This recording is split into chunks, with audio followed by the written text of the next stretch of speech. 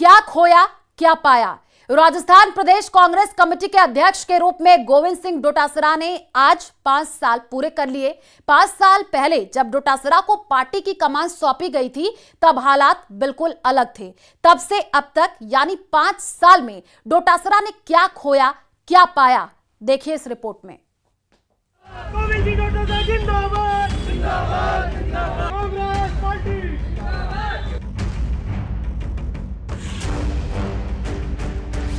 PCC chief के तौर पर डोटासरा के 5 साल पूरे। कितने काम किए पूरे, कितने रहे अधूरे, क्या कहता है डोटासरा का रिपोर्ट कार्ड।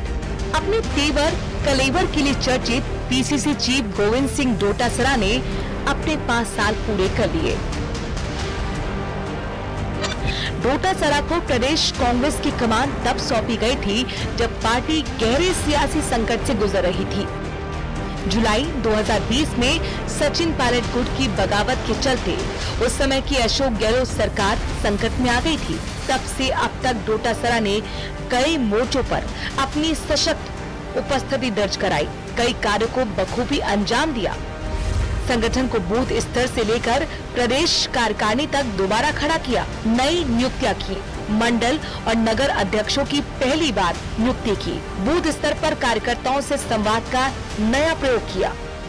इन्होंने उस समय राजस्थान प्रदेश कांग्रेस अध्यक्ष पद का कार्यभार संभाला जब अशोक गहलोत जी की तत्कालीन कांग्रेस सरकार कहीं ना कहीं विघटन का या यूं कहें कि एक विद्रोह का सामना कर रही थी और सचिन पायलट जी विद्रोह का बिगुल फूंक करके जिस तरीके से सरकार को असहज किए हुए थे, ऐसी परिस्थिति के अंदर इन्होंने राजस्थान प्रदेश कांग्रेस अध्यक्ष पद का कार्यभार संभाला। उसके बाद में जिस तरीके से इन्होंने संगठन, सरकार और केंद्रीय नेतृत्व के बीच में समन्वय बैठाया, निश्चित रूप से वो प्रशंसनीय माना जाएगा। पार्टी सत्ता में थी तो डोटासरा के नेतृत्व में 7 उपचुनावों में से 5 में जीत मिली, लेकिन जैसे ही पार्टी विपक्ष में आई हालात बदल गए। लोकसभा चुनाव के बाद हुए 7 विधानसभा उपचुनाव में कांग्रेस को 6 में हार का सामना करना पड़ा और उसे सिर्फ दौसा सीट से ही संतोष करना पड़ा। हालांकि लोकसभा चुनाव में डोटासरा ने बीजेपी के मिशन 25 पर रोक लगा दी। 2014-2019 में जहां पार्टी का खाता भी नहीं खुला था, तो वहीं 2024 में कांग्रेस गठबंधन को 11 सीटें मिली, जिनमें 8 कांग्रेस और 3 गठबंधन की थी।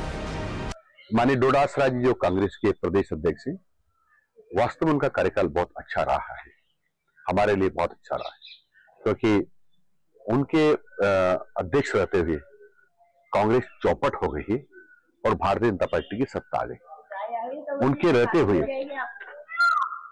हुए जितने भी उपचुनाव हो रहे हैं अधिकांश हार रहे हैं। उनके रहते हुए पंचायत चुनाव के उपचुनाव हुए, हमारे म्युनिसिपैलिटीज के चुनाव हुए, सब में वो हारे हैं और भारतीय जनता पार्टी लगातार प्रगति की ओर बढ़ रही है। जानकारों का मानना है कि डोटासरा ने मंच से बार बार कार्यकर्ताओं और नेताओं को सख्त नसीहतें दी, लेकिन कभी किसी पर कार्रवाई नहीं की। ये उनके निर्णय लेने की कमजोरी को दर्शाता है, लेकिन इससे ये भी साबित होता है कि वो टकराव से बचने और सामंजस्य की नीति अपनाने वाले नेता हैं। डोटासरा के सामने चुनौतियां, सभी को साथ लेकर चलना, गुटों में बटी कांग्रेस को एकजुट रखना, गहलोत पायलट गुटों के बीच तालमेल बनाए रखना, संगठन में जातिगत समीकरण साधना, युवा और महिला वोटरों को लुभाना, सरकार के खिलाफ सफल आंदोलन करना। डोटासरा ने न केवल खुद को स्थापित किया बल्कि पार्टी के भीतर मौजूद दिग्गज नेताओं के बीच अपनी अलग पहचान भी बनाई। लेकिन अब जब डोटासरा 6वें साल में प्रवेश कर रहे हैं तो कई सवाल भी उठ रहे हैं।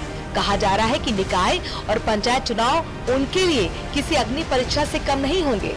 इन्हें विधानसभा चुनाव का लिटमस टेस्ट कहा जा रहा है।